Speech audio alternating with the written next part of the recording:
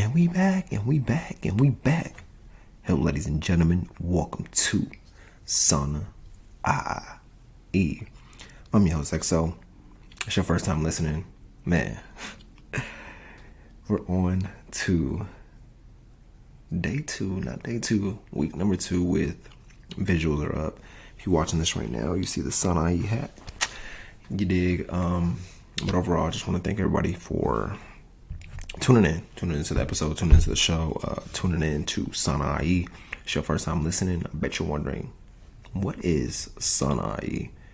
And I'm glad you asked that question because Sauna IE is a personal development platform for millennials who are struggling with their brain health as well as their financial health. Here, we drop research, we drop tips, we drop statistics, we drop knowledge on really educating the masses about personal development in different ways and forms.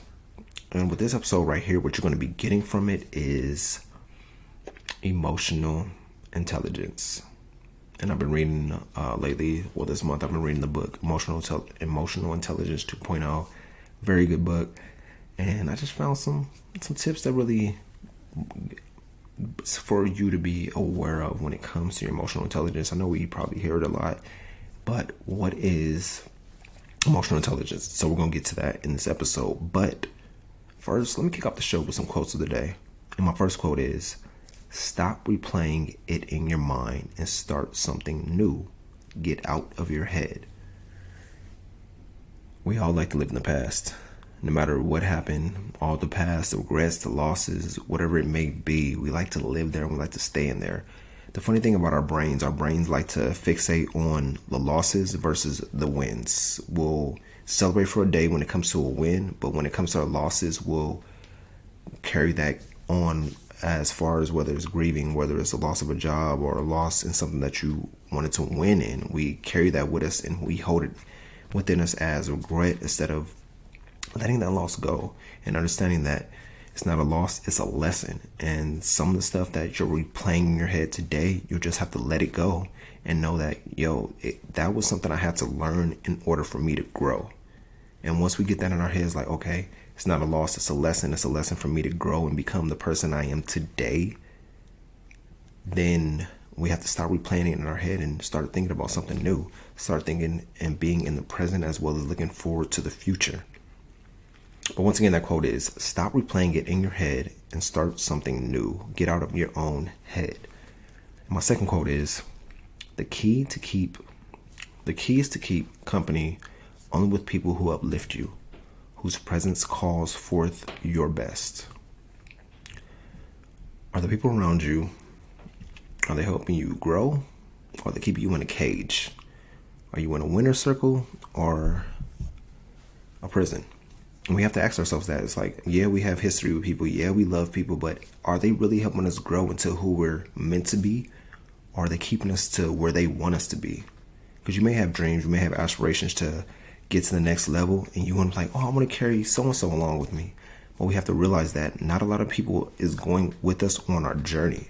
And we have to understand that there's people in my life that I'm having this question with myself, like, do I bring these people along? Or are they going along with me on the journey? Or do I have to let them go and leave them at this level while I elevate? And we have to understand, maybe some people do have to get left behind. It's like no hard feelings, but where you're going and where they're at is two different directions. Not everybody can go with us. We have to figure out who's with us on this journey and who's just here with us on this chapter of our journey. And understanding that gives you real clarity on okay, the key is to keep only people who uplift you, whose presence call for you to be your best you, the best version of you. So it's no hard feelings, but it's just life that everybody can't go along with us on this journey. But with that being said, let's get into the nitty gritty of what you guys came here for, which is emotional intelligence. And the first one is observe your emotions. And that first key for emotional intelligence will be your self-awareness. Always have to be mindful and recognize your triggers. When it comes to hunger, unpleasant news, being neglected, the list goes on. What triggers you? What gets under your skin? What makes you sad? What makes you mad? and become aware of this and learning how to handle it. Centering yourself by focusing on your breathing. Breathing helps you relax and control your emotions, especially when you're riled up. When you're riled up, you want to react instead of, let me take a deep breath, then respond instead of reacting. Because it'll probably happen this week where somebody's going to come at you, where they're going to try to get a reaction out of you, but you have to be self-aware of my emotions and what I'm going through right now, so I don't react out of somebody's projection, instead of understanding like, yo, let me take some time for myself and respond. You may not respond in that moment, but you like, okay, let me take a deep breath, let me go for a walk or do something to where I'm not in this elevated level of agitation or frustration, and just coming back to clarity to like, yo, no, I was triggered right there, but I'm not going to react in this moment. I'm going to take some time for myself and come back later to provide a proper response. And a key tip, anytime you're triggered, just take 4 deep breaths. Slow inhale, slow exhale, and really letting that go and letting that anger calm down, or even that sadness, or even count backwards from 10. And that really helps you when it comes to observing your emotions and becomes more self-aware, so you don't react, you start responding. And number 2 is, that leads me up to the next one. Choose to respond versus reacting. And this goes along with the social awareness. Remain calm in any stressful situations. You've been stressed out in your life. We all know how it goes. When we're stressed out, we like to get reactive. But sometimes we have to remain calm and understand like, okay, I was triggered. They want me to react, but I'm going to choose to respond. And I know how it is. You want to avoid those impulsive actions. The primary purpose of conflict resolution is to satisfy both sides. So you may have to be the bigger person when it comes to you being triggered, or you or somebody looking for a reaction out of you. You got to be like, okay, I have to be the bigger person in the situation. Let me step back and analyze what's going on, instead of me being impulsive with my actions and being reactive. So make sure your behaviors and your emotions are solution oriented. Analyze the situation and see how can you respond the right way. And the key tip is, not everything needs a response or reaction from you. Be mindful that you're always in control when it comes to your actions, when it comes to your responses, when it comes to you.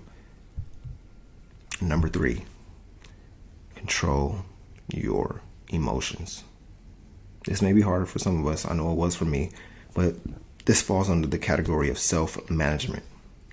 You have to control your mind, your emotions, and manage yourself in certain situations.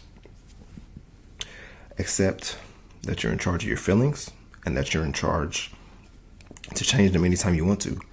So understanding like, okay, I'm feeling this type of way, but I can't be reactive when it comes to certain situations. I can't be emotional when it comes to certain situations. I have to be in control at all times. And sometimes you may be where you may lose control, but it's understanding like, I have to learn from my emotional responses or emotional reactions. When you accept this and stop blaming other people, you're one step closer to being emotionally intelligent. So any situation you may encounter this week, this month, this year, or throughout your lifetime, understand that you're always in control of your emotions, and take some time. So you've been triggered, or somebody made you sad, or whatever the case may be, take some time, take a minute or two, and collect your thoughts instead of reacting to whatever happened in that moment. Number 4, this falls under self-management. Don't brush off negative comments. Reflect on the darkest hours and the mistakes that led you up to this point. The negative comments. I know we all see negative comments. We get triggered by negative comments, negative emotions, and things like that. But we have to understand that we can't just brush them off. We have to understand, like, why am I affected by what so-and-so said, or what somebody said on the internet, or what somebody said to me that doesn't even know me? And understanding, like, challenge yourself to understand, like, why am I feeling this way from a stranger or from somebody that doesn't even know me? You have to channel your pain and the negative emotions and disappointments in a productive way. How do I grow from this? What do I need to learn from this? And it's like, as humans in society, some of us value public opinion, even if the people don't even know who we are. But we let those comments sit with us and resonate with us, and we don't understand, like, yo, the negative comments are going to happen regardless of what situation you're in. You just have to learn how do you respond to them, given that self-managing within yourself. It'll help you to deal with similar situations better in the future. So if you handle the situation right now, when it arises in the future, you know how to handle it. And number 5, this will be social awareness. Empathize with others. Empathy is emotional strength. It allows you to appreciate others, even if you disagree. I'm always disagreeing with somebody, but it's like understanding, like, I gotta empathize with them because everybody has 2 different views on one scenario, one situation. And we have to understand that not everybody's going to have the same view as us or the same education as us when it comes to certain things in life. We have to understand, like, yo, they're going to have their point of view and I'm going to have my point of view, and you guys come into a conflict resolution instead of thinking everybody has to see it your way. And ask yourself too, do you have empathy for other people when it comes to their ideas, their visions, their dreams? Or do you like, nah, it's my way or the highway? And number 6, this falls under relationship management.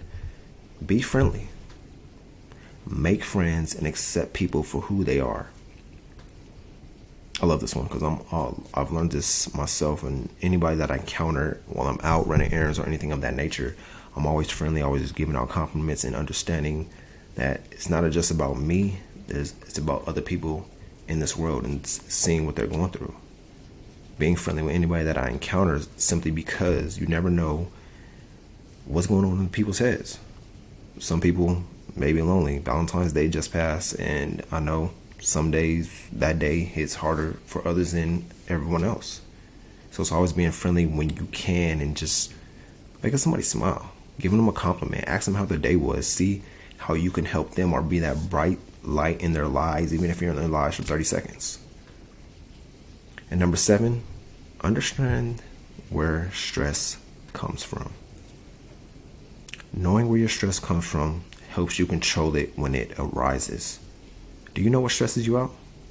Is it bills? Is it family? Is it your loved one? When stress arises, what do you do to maintain or keep your stress levels low? Something I do, I love, and I always say this, meditate. Even if I'm feeling stressed, I'm like, let me take a 10-minute meditation and just really get control of myself and get back centered instead of letting the stress take over me. You may need to go for a walk, get some sunlight. You may eat a healthy meal, exercise, whatever you do to lower your stress or keep you calm under stressful situations is something you should start doing more of. And understand, where's my stress coming from? Did I not get a good night's sleep? Have I not been eating healthy? Have I not been exercising? Have I not been having enough water in my system, keeping myself hydrated so I don't reach my stress levels? And understanding, where does my stress come from? But that is today's show, ladies and gentlemen. I hope this show helped you out when it comes to your emotional intelligence and being aware of when stress comes about, being more friendly, understanding that you have to empathize with other people. It's not just about you. And learning how to control your emotions when you're under stress, when you're under pressure, when you're mad, when you're sad. Understanding, like, I'm supposed to be feeling this right now, but I'd rather understand why I'm feeling this instead of having a reaction to it. But that being said, hope y'all enjoy your weekend. Be safe, have fun, and I'm gonna leave y'all with this. Enjoy this moment. It's now or never.